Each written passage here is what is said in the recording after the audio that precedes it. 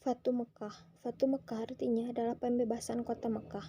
Peristiwa Fatu Mekah membuat wilayah Mekah terbebas dari cengkraman kaum kafir Quraisy yang sangat memusuhi Islam.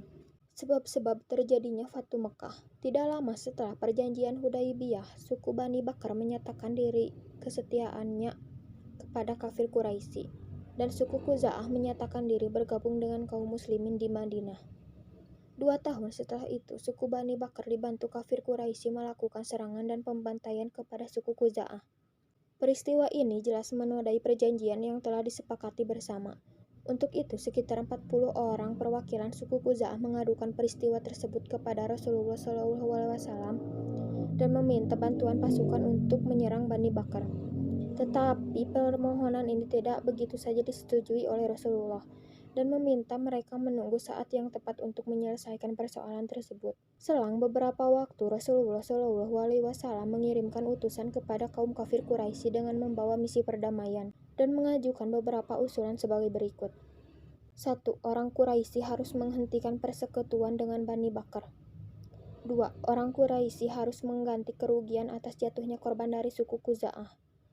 3. Orang Quraisy harus menyatakan pembatalan terhadap perjanjian Hudaibiyah. Dari ketiga usulan tersebut, kafir Quraisy memilih alternatif ketiga, yaitu menyetujui pembatalan perjanjian Hudaibiyah. Kenyataan ini membuat tidak ada pilihan lain lagi bagi Rasulullah SAW selain mempersiapkan pasukannya untuk melawan kafir Quraisy. Untuk itu, Rasulullah SAW menyiapkan pasukan paling besar sepanjang sejarah. Melihat keseriusan Rasulullah SAW dengan kesiapan pasukannya, Abu Sufyan merasa menyesal dengan menyepakati pembatalan perjanjian Hudaibiyah. Dalam waktu yang singkat, Rasulullah SAW berhasil mengumpulkan 10.000 pasukan yang siap bergerak menuju Makkah.